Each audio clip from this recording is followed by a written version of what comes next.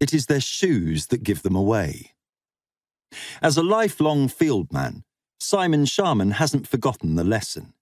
Walkers might change their jackets, pull on a pair of glasses, even a wig, but nobody changes their shoes on a job. Look at their shoes. Staring at shoes is only necessary when you have reason to believe you've got a tale. When old spies meet in shabby pubs to lament the state of the modern world, one of the things they say is that nobody learns the old skills. Anti-surveillance, counter-surveillance, it's all been forgotten.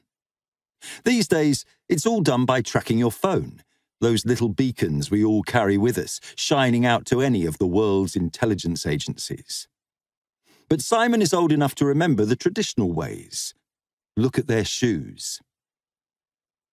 Earlier that day, Simon had deliberately left his phone on a train at Reading, switched on and broadcasting a false trail as it headed into the West Country.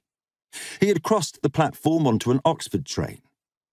On reaching that city's famously underwhelming station, he climbed onto a bus that crossed the city. At the Cowley Road, he got out and started looking at shoes.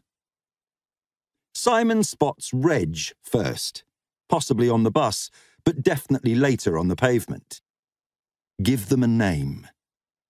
That was another mantra they drilled into you in the spy school at Cardross before they dropped you off in Glasgow to see if you could fend for yourself in hostile territory. Give each one a name.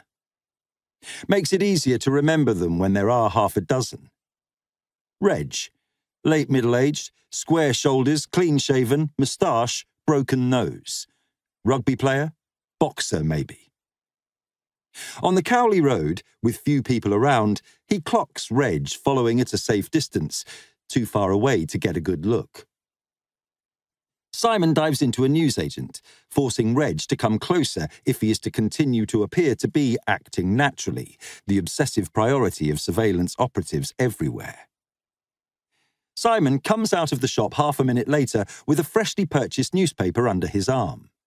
This gives him the excuse to turn his head both ways and get a good look at Reg and his shoes. Sturdy black leather with a gleam of daily polish. Reg is ex-military, makes him a likely surveillant.